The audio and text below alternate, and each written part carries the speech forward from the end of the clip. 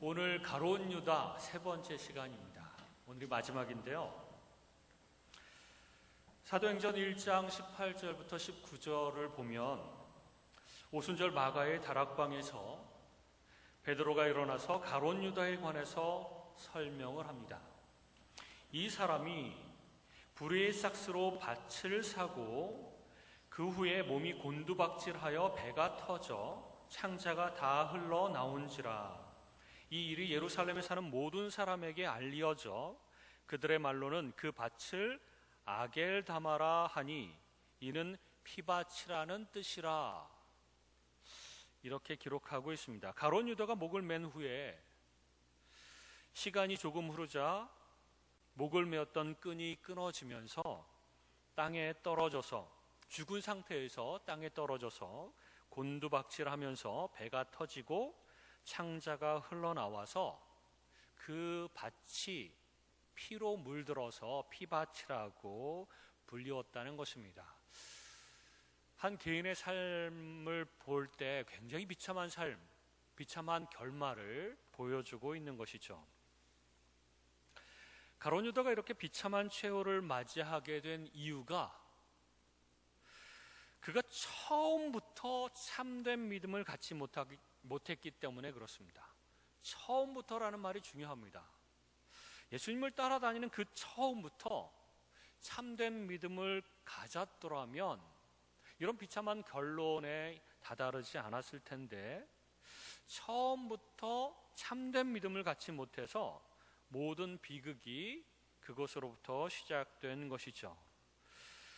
지금으로 말하자면 처음부터 거듭나지 못하고 교회만 다니던 사람이었습니다. 그래서 교회에 10년, 20년, 어떤 사람은 30년, 40년을 다녀도 거듭나지 못하고 구원받지 못한 상태로 끊임없이 교회만 다니는 분들이 있습니다. 물론 이단자들도 다 그렇죠.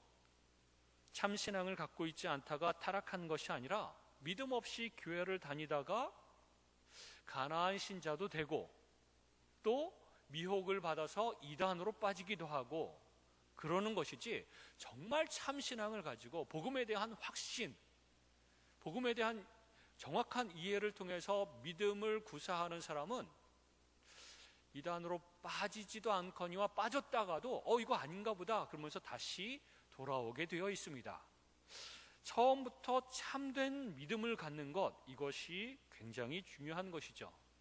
그래서 교회 처음에 나왔을 때 잘 모를 수 있습니다. 그러나 정확하게 알고자, 처음부터 정확하게 알고자 노력해야 됩니다. 기도해야 되고 말씀을 공부해야 되고 그런 말씀을 가르쳐 달라고 목사한테 얘기해야 되고 설교 말씀을 듣다가도 뭔가 이게 뭐 이해가 안 가는 부분이 있으면 또 전화 걸어서 뭐 질문도 하고 그래야 되는 것이죠.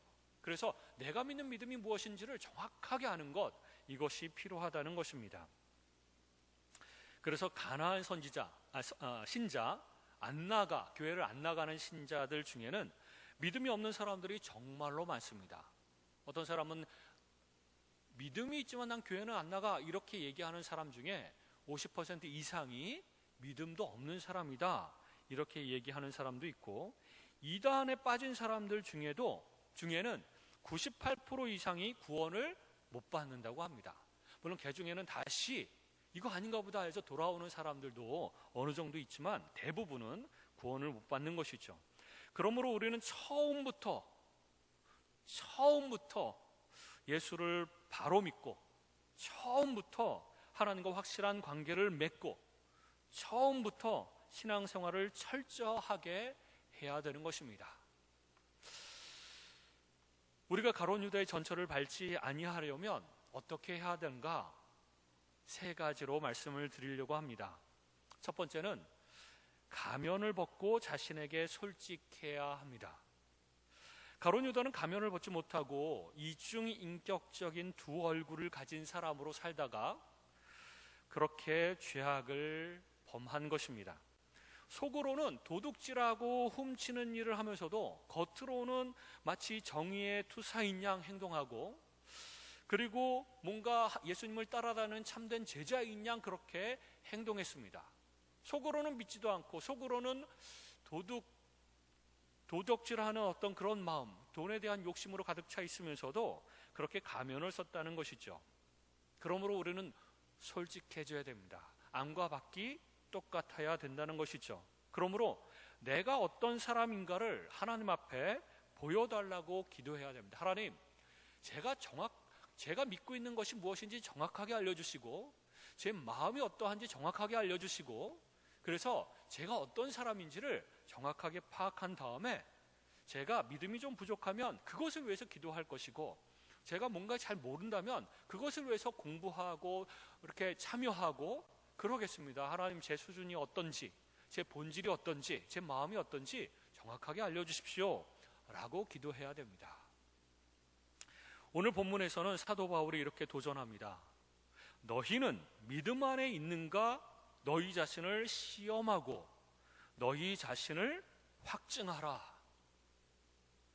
이 당시에도 고린도 교회에는 자기가 진짜 믿고 있는지 안 믿고 있는지를 정확하게 모르는 사람들이 있으면서도 그것을 자기 스스로를 정말 정확하게 분석하고 시험하지 않고 자기 신앙에 대해서 고민하지 않고 그냥 믿고 있는 거겠지라고 생각하는 사람들이 많았다는 겁니다. 믿고 있지 않으면서도. 그래서 바울이 이렇게 도전하는 것입니다. 너희가 믿음 안에 있는가? 너희 자신을 시험하고 너희 자신을 확증하라. 예수 그리스도께서 너희 안에 계신 줄을 너희가 스스로 알지 못하느냐? 그렇지 않으면 너희는 버림받은 자니라. 예수 그리스도께서 너희 안에 계시지 않으면 너희는 버림받은 자다. 그러니까 진짜 너희 안에 예수 그리스도께서 계신지 아닌지를 정확하게 알아야 된다. 테스트를 한번 해봐라. 이렇게 이야기하고 있는 것이죠. 사도 바울은 교회에 출석하는 모든 교인들이 자기의 영적 상태에 대해서 올바른 진단을 하기를 원했습니다. 그래서 이런 도전을 하는 것이죠. 우리는 우리 자신을 시험해야 됩니다. 정말 그리스도가 내 안에 살아계실까? 나는 예수 그리스도를 구세주와 주님으로 내 마음속에 정말 받아들였는가? 예수 그리스도는 정말 내 마음속에 내 삶 속에 살아계십니다. 내 마음속에서도 그리고 내 삶 속에서도 역사하고 계십니다. 이렇게 당당하게 고백할 수 있는가? 이거를 한번 들여다봐야 되는 것입니다. 그래서 우리는 시편 139편 23절에 시편 기자처럼 이렇게 기도해야 됩니다. 하나님이여, 나를 살피사 내 마음을 아시며 나를 시험하사 내 뜻을 아옵소서. 내게 무슨 악한 행위가 있나 보시고 나를 영원한 길로 인도하소서. 이렇게 하나님 앞에 기도해야 됩니다. 그럴 때 하나님께서 내 마음을 들여다보시고 네 마음이 이러하다, 네 믿음이 이 정도다 분명하게 알려주실 것입니다. 네 마음속에 악한 동기가 있구나. 아니다, 너는 제대로 지금 잘 따라오고 있다. 이렇게 분명하게 하나님께서 말씀해 주실 것이라는 것이죠. 그러므로 가면을 벗고 자기 진단을 해야 됩니다. 내 신앙의 상태는 어떤가? 이 가룟 유다가 이 고민을 하기 시작했었더라면 어쩌면 그 고민은 유다를 축복된 삶으로 인도했을 것입니다. 그런데 유다는 한 번도 이런 고민을 안 했던 것 같습니다. 내가 진짜 예수님을 구세주와 주인으로 믿고 따라가고 있는가? 아니면 정치적인 메시아로만 내가 따라가며 높은 자리 한 자리 얻기 위해서 혹은 돈 취하기 위해서 내가 지금 제자로서 살아가고 있는가? 이것을 깊이 있게 고민을 했더라면 어쩌면 유다는 다시 예수 그리스도를 온전히 믿고 축복된 삶으로 마무리했을지도 모르겠습니다. 오늘날에도 교회에 나오는 많은 사람들이 자기 신앙에 대해서 깊이 고민하지 않는다고 합니다. 자기 신앙이 잘못되어 있으면서도 깊이 생각하지도 않고 깊이 고민하지도 않고 살아간다는 것이죠. 더 배우려고 하지도 않습니다. 더 기도하면서 몸부림치려고 하지도 않습니다. 그저 주일 오전 예배 딱 한 번 드리고 졸다가 그리고 집에 오는데 나는 그래도 매주 꼬박꼬박 교회 나간다 이런 생각을 하면서 자기가 진짜 믿는 사람인 것처럼 여기는 교인들이 너무나도 많다는 것입니다. 물론 이 자리에 오신 분들은 주일 오전, 주일 오후, 그 다음에 수요 예배, 또 더러는 새벽 예배까지 열심히 참석하시면서 정말 더 많이 알고 싶어서 몸부림치는 분들이 많다고 저는 믿습니다. 그런데 그렇지 않은 분들이 또 너무나도 많은 것이죠.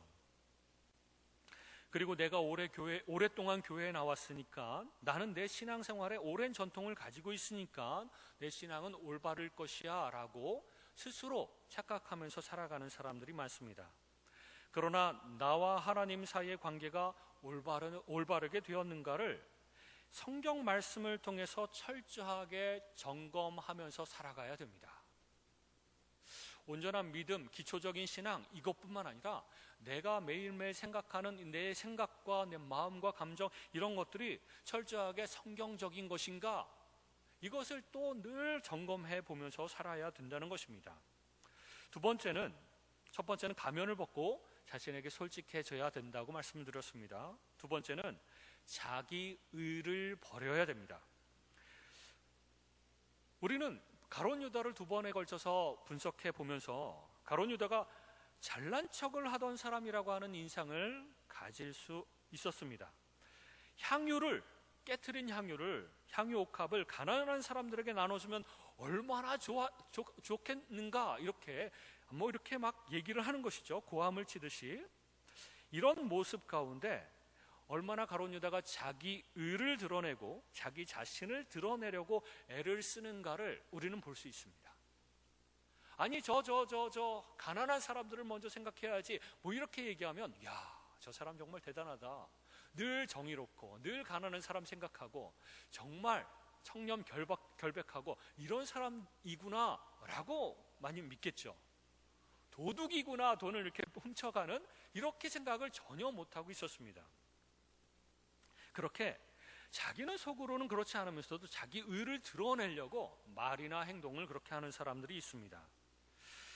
진정한 신앙을 소유하기 제일 어려운 사람은, 그리고 구원받기 가장 어려운 사람은 바리새인들과 같이 자기 의를 드러내는 사람입니다. 내가 말이야 신앙생활에 이렇게 신앙생활을 했는데, 남부끄럽지 않은 이런 모습으로 신앙생활을 했는데, 내가 헌신을 얼마나 많이 하고 내가 기도를 얼마나 많이 하고 젊었을 때부터 내가 어떠한 행위를 했는가, 이런 것들을 자랑하는 분들이 있습니다. 자기 의죠. 자기 의를 드러내는 사람들, 이런 사람들이 참 신앙을 소유하기가 참 어렵습니다. 구원받기가 참 어려운 것이죠. 참 그리스도인들은 하나님 앞에 주장할 수 있는 나의 의가 아무것도 없다는 사실을 깨달은 사람입니다. 내 의는 아무것도 없습니다. 주님, 오직 예수 그리스도의 의만 저를 구원하실 수 있습니다. 예수님의 공로만 의지하고 그분의 보혈을 통해서만 구원받을 수 있다고 고백하는 사람이 그리스도인인 것입니다.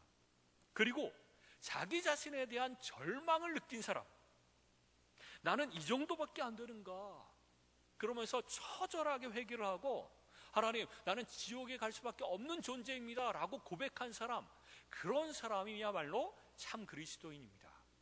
그런 사람은 자기 의를 자랑할 수 없습니다. 오직 하나님의 의, 예수 그리스도의 의와 희생으로만 내가 구원받을 수 있지, 내가 한 것 아무것도 없습니다 라고 생각하는 사람만 참 그리스도인이 될 수 있습니다. 자기 의에 대해서 성경은 어떻게 가르치는가? 이사야서 64장 6절에 보면, 무릇 우리는 다 부정한 자 같아서 우리의 의는 다 더러운 옷 같으며, 이렇게 얘기하고 있습니다. 우리의 의는 더러운 옷과 같다. 근데 원어에 보면 더러운 옷이라고 하는 말은 원어로 더러운 걸레라는 뜻입니다. 근데 이것을 우리나라 말로 더러운 옷이라고 이렇게 번역을 했죠. 인간의 의라고 하는 것은, 자기 의라고 하는 것은 하나님이 보시기에 더러운 걸레에 지나지 않는다는 것입니다. 우리가 더러운 걸레, 천조가리 이런 걸 가지고 이거 대단하지 않습니까? 이렇게 자랑할 때 얼마나 하나님께서 가소롭겠습니까? 자기 자신이 굉장한 업적을 이루고 자신의 잘나고 의로운 모습을 자랑하면 하나님께서는 그 의가, 너의 의가 더러운 걸레에 지나지 않는다라고 말씀하신다는 겁니다. 우리 인간은 자신의 부패한 실존이 하나님 앞에서 적나라하게 드러났을 때, 죄인임이 드러나고 악하고 더러운 것이 드러났을 때 예수 그리스도만을 나의 구주와 주님으로 의지하게 됩니다. 내 의를 의지하지 않고 이제는 예수님만 의지하겠습니다. 그러므로 내 더러운 그런 부패한 모습, 이런 것들이 드러나는 것이 좋습니다. 그것을 깨닫는 것이 중요합니다. 나는 이 정도밖에 안 되는구나 라고 깨달았을 때 많이 하나님께 가는 것이죠. 예수님만 의지하게 된다는 것입니다. 그런데 가룟 유다는 그것을 못했습니다. 자기 자신을 직면하여 자기의 더러운 모습이 나오기 시작하면 기분 나쁘니까 그것을 숨기고 반대로 자기 의를, 없는 의를 자기가 이렇게 드러내려고 사람들 앞에서 그런 말을 하고 그런 행동을 한 것이죠. 그렇게 했기 때문에 불행이 시작된 것입니다. 예수 그리스도만을 구세주와 주인으로 영접할 때에 그 믿음을 통해서 하나님 앞에 의롭다 하심을 얻게 되는 것입니다. 그리고 그 이후에 성화의 과정을 거칠 때에 또 우리가 착각하지 말아야 됩니다. 성화의 과정을 거칠 때 성령 하나님께서 우리 속에서 역사하셔서 우리가 가끔씩 조금씩 더 착한 일을 하게 되고 믿음의 행동을 하게 됩니다. 근데 그때에도 이거는 내가 한 거야 자랑하고, 야 나는 이 정도야 자랑하고, 그래서는 안 된다는 것입니다.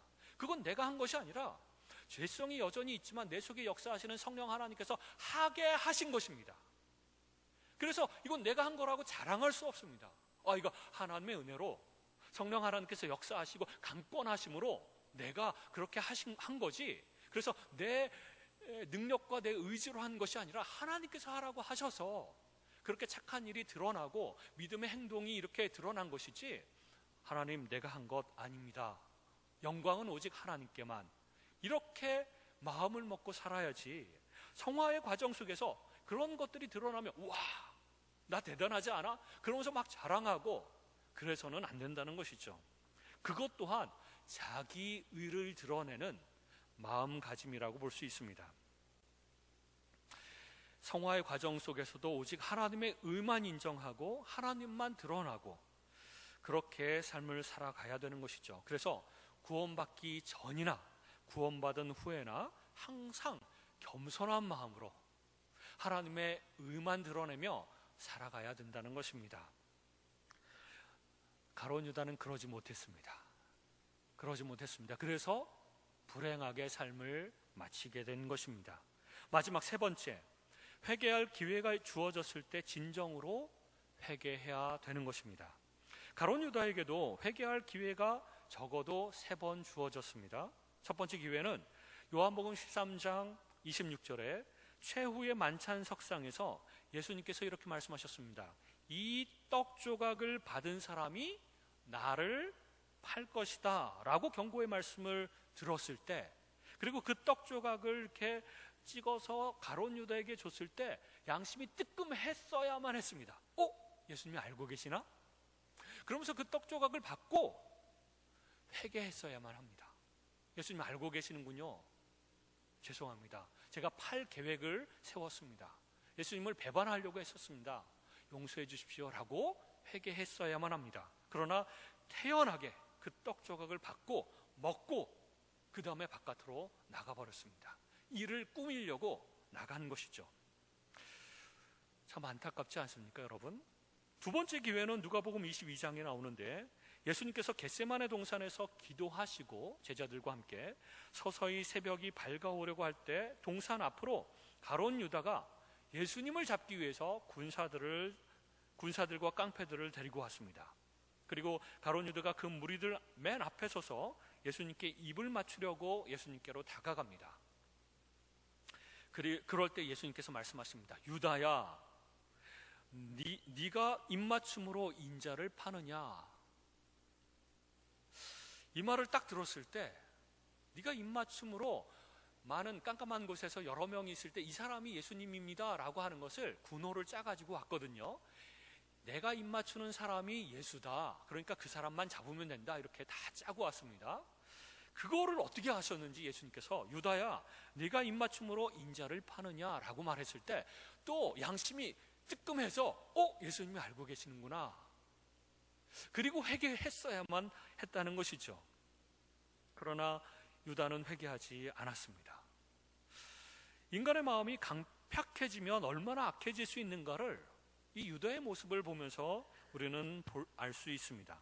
그리고 마지막 기회가 있었는데 재판장에서 대제사장과 장로들이 예수를 십자가형으로 결정하고 빌라도에게 넘겨주었을 때입니다. 마태복음 27장에 보면 그때 예수를 판 유다가 그의 정죄됨을 보고 스스로 뉘우쳤습니다. 꽝꽝꽝, 예수는 유죄, 그리고 이제 빌라도를 넘겨서 십자가형 확정이 됐습니다. 그때 예수님이 뭔가 할 줄 알았는데 힘없이 잡혀서 유죄 판결을 받고 넘겨지네? 라고 하는 것을 딱 보면서 스스로 뉘우치기 시작했습니다. 뉘우치는 것은 좋은 시작입니다. 그리고 나서 은 30을 가지고 대제사장들과 장로들에게 도로 갖다 주면서 내가 무죄한 피를 팔고 죄를 범하였도다, 이렇게 소리쳤습니다. 그러니까 예수님이 무죄인데 유죄 판결을 받고 이렇게 끌려가시는 모습을 보고 양심에 뉘우친 것이죠. 근데 그것으로 끝났습니다. 후회하고 뉘우쳤지만 유다는 회개하지 않았습니다. 회개는 죄로부터 돌이켜서 하나님 앞으로 나와서 그 하나님과 다시 바른 관계를 맺는 것입니다. 하나님 앞에 제가 죄를 지었습니다. 그러므로 용서해 주시고 다시 하나님과 좋은 관계를 맺게 하여 주십시오라고 하나님 앞에 나와서 회개를 해야 되는데, 이 대제사장들과 장로들에게 그냥 도로 갖다 주면서 무효 처리를 해달라고 얘기하거나 스스로 내가 왜 그랬지 후회하고 뉘우치기만 했지 하나님 앞에 나오지는 않았습니다. 이게 세 번째 기회였는데 그 기회마저 날려버리고 회개하지 않았습니다. 어떤 면에서는 어리석다고 볼 수 있습니다. 이렇게 예수님께서 여러 번 회개할 기회를 주셨음에도 불구하고 가룟 유다는 회개하지 않았습니다. 끝까지 회개하지 않고 결국 비참한 죽음으로 자살을 한 것이죠. 그가 정말로 하나님 앞에 나와서 용서해 주십시오라고 간구하며 하나님의 은혜와 긍휼을 구했더라면 어쩌면 다시금 베드로처럼 하나님과 올바른 관계를 맺고 주님은 그를 용서하셨을 것입니다. 그러나 가룟 유다는 뉘우치고 하나님 앞으로 나온 것이 아니라 뉘우치고 절망했습니다. 절망에 빠졌죠. 그리고 목을 메어 죽어버리고 말았습니다. 우리들에게도 마찬가지입니다. 하나님은 세 번이 아니라 정말 수없이 많은 기회를 주십니다. 회개할 기회를 너무나도 여러 번 주시죠. 우리가 죄를 범했을 때 계속 마음 아파하시면서 하나님께서 우리에게 기회를 주십니다. 우리가 예수를 믿지 않고 있다면 그래도 기회를 주십니다. 회개하고 예수 믿도록. 그리고 우리가 예수를 믿고 있다면 예수님 안에서 또 계속해서 지은 죄를 회개할 기회를 계속해서 주십니다. 그래서 회개하고 하나님 앞에 나오기를 하나님께서는 원하시는 것이죠. 우리는 가룟 유다의 삶을 성경을 통해서 살펴보았습니다. 가룟 유다를 통해서 반면 교사로 삼고 예수님을 따라가는 제자로서 저렇게 살면 안 되는구나, 저런 마음가짐으로 예수님을 따라가고 내가 예수 믿는다고 교회에 나오는 거 저런 식으로 신앙생활에서는 안 되는구나 라고 하는 것을 우리가 생각하고 우리 자신을 돌아보는 것이 필요합니다. 참된 예수님의 제자는 어떠한가? 참된 신자는 어떠해야 되는가? 가룟 유다와 같지 않고 우리는 온전한 믿음으로 살아가야 되는구나 라고 배워야 됩니다. 우리의 믿음을 시험하고 확증해야 되며 자기 의를 버리고 오직 하나님의 의로만, 예수 그리스도를 통해서만 의롭다 하심을 얻는 것을 믿으며 성화 과정 속에서도 나의 의를 자랑하지 않고 늘 겸손한 마음으로 하나님을 의지해야 됩니다. 그리고 회개할 기회가 주어졌을 때 바로 회개해야 됩니다. 진정으로 회개하고 하나님과의 관계를 회복해야 됩니다. 그것이 가룟 유다를 통해서 우리에게 말씀하시는 하나님의 말씀이십니다. 우리 함께 기도하도록 하겠습니다.